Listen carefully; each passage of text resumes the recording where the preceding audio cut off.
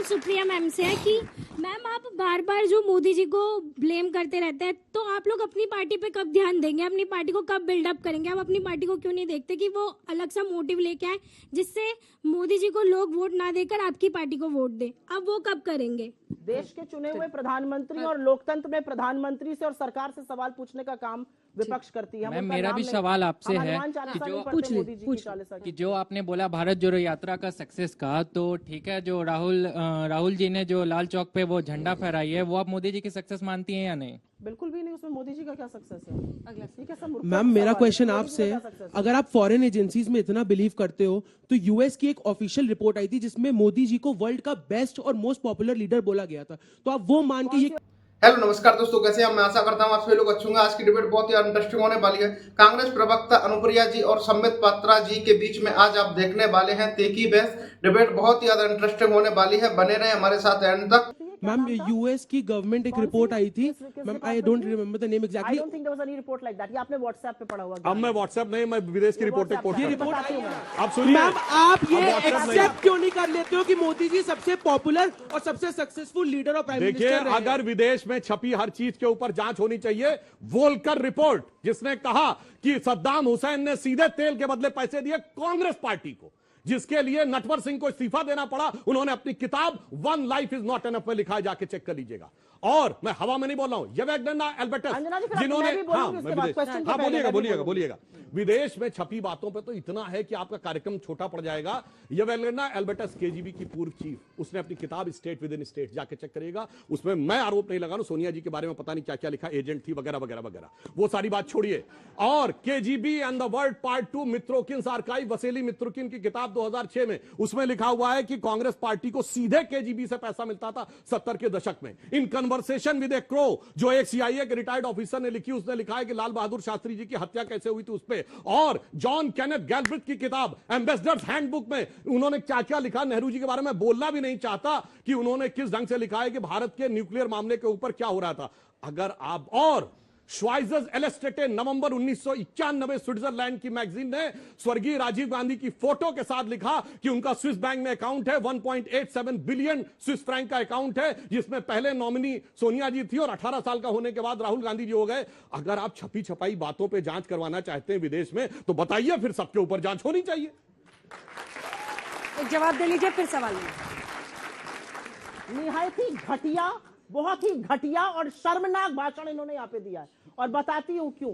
5 बार की चुनी हुई सांसद को ये एजेंट बता रहे हैं। नहीं, मैं नहीं कह रहा हूँ, मैंने बहुत कैवियट के साथ बोला, मैं नहीं बोला, नहीं बोली थी, चुप रही। नहीं, मैंने कैवियट के साथ बोला, मैं नहीं बता रहा हूँ।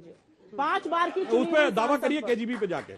5 बार की चुनी हुई सांसद पर, अरे अगर छपे छपाए पर ही यकीन करना है तो काहे बीबीसी की डॉक्यूमेंटरी से इतना घबरा कर ब्लॉक बीबीसी की डॉक्यूमेंट्री आ गई, काहे बीबीसी की डॉक्यूमेंट्री से घबरा विदेश भाई विदेश की बात आप कर रहे थे, विदेश की बात मैं भी कर रही हूँ। विदेश की एक डॉक्यूमेंट्री थी, यूट्यूब पर दिख रही थी, सब लोग डाउनलोड करके देख रहे थे, सकपका गए, सकते में आ गए, क्योंकि साहब कहते हैं what garbage, wrong question, don't ask, ऐसे बोल रहे थे। ये बात नहीं है। बात असल में ये है कि बीबीसी की डॉक्यूमेंट्री ने आपका कच्चा चिट्ठा खोल के रख दिया, जो इस एज के बच्चे शायद ना जानते हो, उतना ना समझते हो, लेकिन इनसे जो वरिष्ठ है वो जानते थे कि 2002 में क्या हुआ था। एक बात मैं जरूर कहना चाहूंगी, यहां पर मुझसे किसी ने पूछा जम्मू कश्मीर की बात।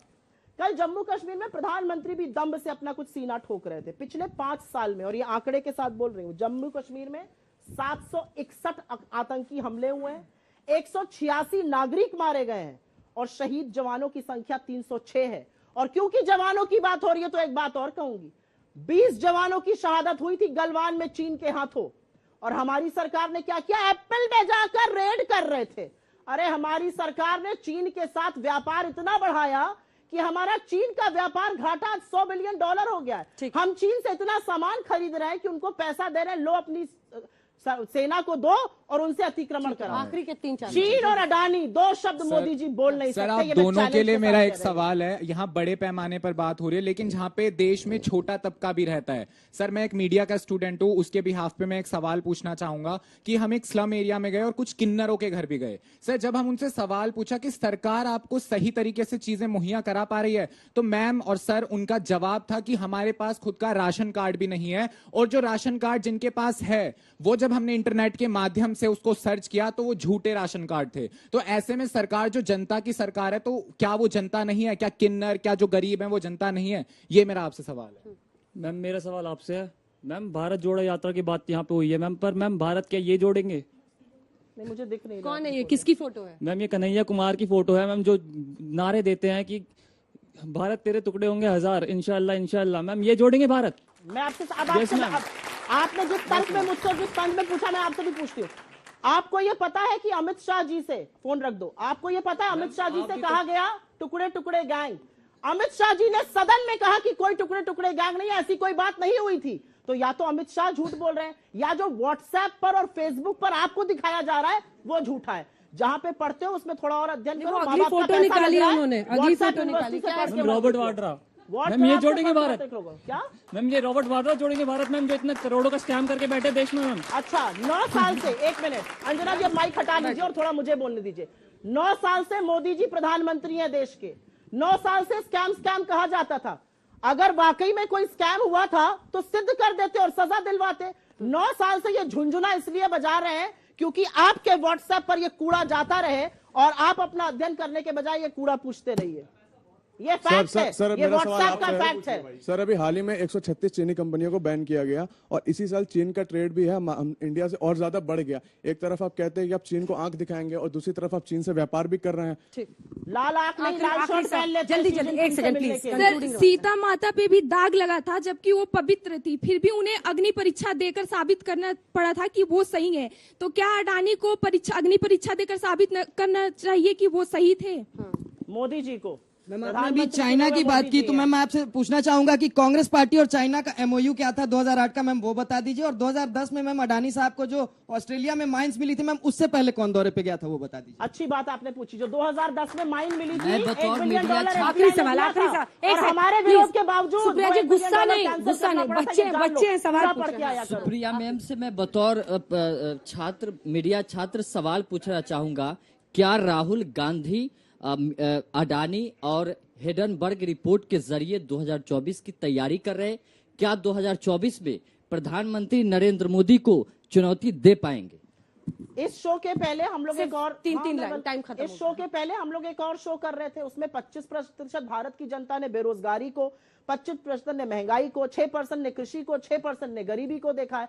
65% लोग इन बड़े मुद्दों को लेकर असंतुष्ट है। 2024 का चुनाव उस पर होगा बनाम 6500 करोड़ के विज्ञापन के। जो 6500 करोड़ के विज्ञापन देकर प्रधानमंत्री मोदी जी हर जगह छाए हुए हैं और मोदी चालीसा पढ़ी जाती है।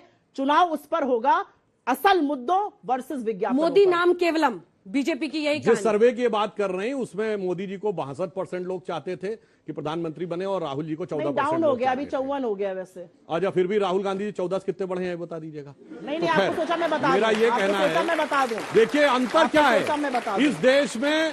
चुनाव इसके बारे में होगा, एक तरफ वो नेता जिसने जीवन के प्रारंभ से, शैशव काल से देश के लिए काम करने का व्रत लिया और पिछले 8 सालों से उसने दुनिया के सामने दिखाया, स्वप्न अर्पित, प्रश्न अर्पित, आयु का क्षण क्षण समर्पित, चाहता हूं देश की धरती तुझे कुछ और भी दूं।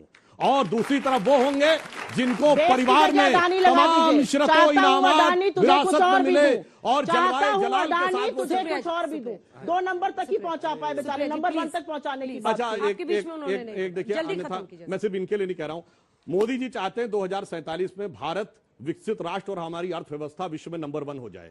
ईमानदारी से पूछिएगा जितने विपक्षी दल हैं, इनके नहीं, वो क्या चाहते हैं? मेरे परिवार की अर्थव्यवस्था कैसे नंबर 1 हो जाए। कौन चाहता है कि भारत की अर्थव्यवस्था नंबर 1 हो जाए? चलिए, इसी के साथ आप सभी का बहुत धन्यवाद हमारे साथ जुड़ने के लिए। मैं आशा करता हूं आपको डिबेट पसंद आई होगी। ऐसे इंटरेस्टिंग और धमाकेदार डिबेट शो देखने के लिए हमारे चैनल को सब्सक्राइब करें, वीडियो को शेयर करें। मिलते हैं ऐसी एक और धमाकेदार डिबेट के साथ में।